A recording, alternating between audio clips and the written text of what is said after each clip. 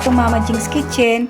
Ang share ko sa inyo ngayon ang isang patok na online business ngayon ay ang gourmet tuyo. This recipe is easy and from the scratch. Ito ay basic recipe at kailangan nyo lang maglagay ng sarili nyong flavor or version to make it your own. Like spicy or with lemon. So ayan, prituhin lang natin ang tuyo.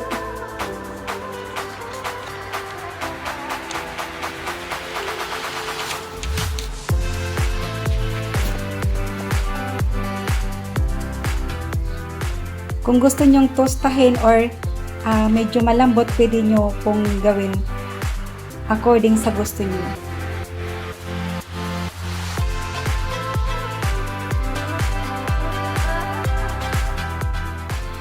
Sarap nito iulam sa almusal at pwede nyo rin itong lagyan ng pasta tuyo. So ayan, malapit ng maluto. Then,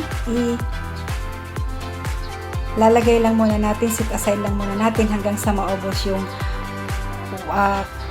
kalahating kilo. Pag marami po ang lulutuin nyo, mas maraming tubo. So, ayan, inalis natin yung kaliskis, alisin natin yung kaliskis, tapos yung ulo, tapos yung part na malambot sa may tiyan. Pwede nyong alisin yung tinik sa loob, pwede ring hindi. Ako, I choose na hindi ko na lang alisin yung tinik sa loob. Repeat lang natin yung procedure hanggang sa matapos natin kaliskisan at linisan yung mga tuyo. Matrabaho nga lang pero masarap naman po pagkatapos nitong maibabad sa mixture niya.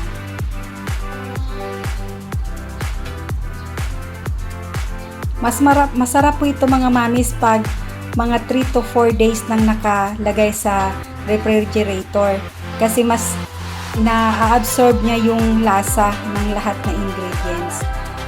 So, prepared namin na hindi namin kinakain kaagad. Ni-stack muna namin ng 3 to 4 days sa refrigerator para mas masarap. At talagang masarap naman po talaga. So, ayan. Ilagay na natin yung corn oil. Magbo-boil na tayo ng ano niya. Yung mixture niya.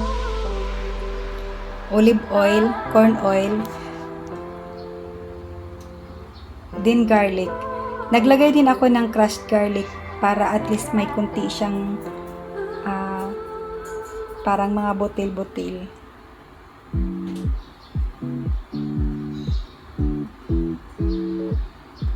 So ayan, medyo brown na yung garlic natin. Pwede na natin ilagay ang iba pang mga ingredients. Lagay natin yung paminta, yung pamintang buo, tapos paprika, sweet paprika. Pwede ko po kayong gumamit ng vinegar, kahit anong brand. Ang ginamit ko, apple cider vinegar kasi yun ang available sa bahay.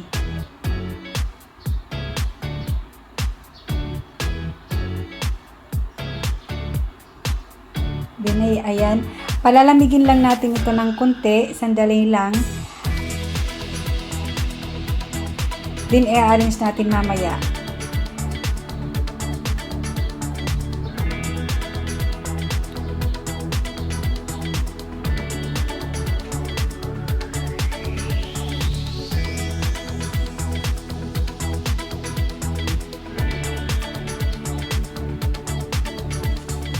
So ayan, sa pag-sterilize po ng mga bote, pwede nyong ipakuluan ng 5 minutes or pwede nyo rin i-steam.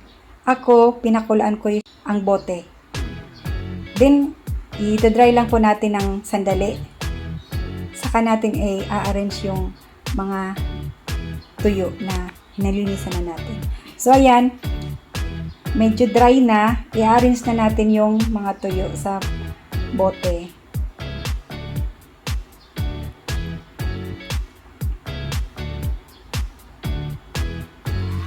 arrange natin ng mabuti para naman pag binenta natin, maganda tingnan.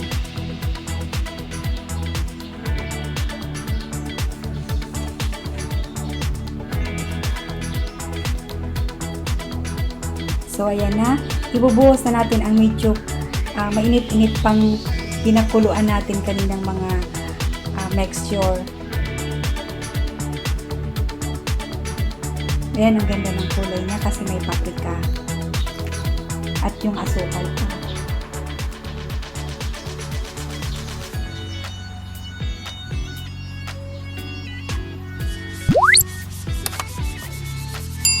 Huwag nyo lang kalilimutan mag-subscribe kung nagustuhan nyo yung recipe ko.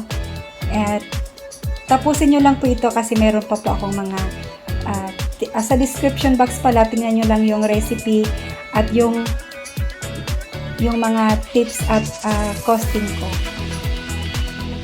So ayan, napakasarap at ang ganda tingnan ng ating gourmet trio. Sana nag-enjoy kayo sa panonood. Huwag nyo pong kalilimutan lagi na kalimbangin ang aking bahay para lagi po kayong ma-notify sa mga new videos ko. So ayan, ang sarap-sarap po talaga niya kasi maasim na matamis na maanghang. Sarap niya sa pasta. My next video, abangan nyo ang aking tuyo pasta or putanisca. Thank you for watching. Bye! God bless! Stay safe!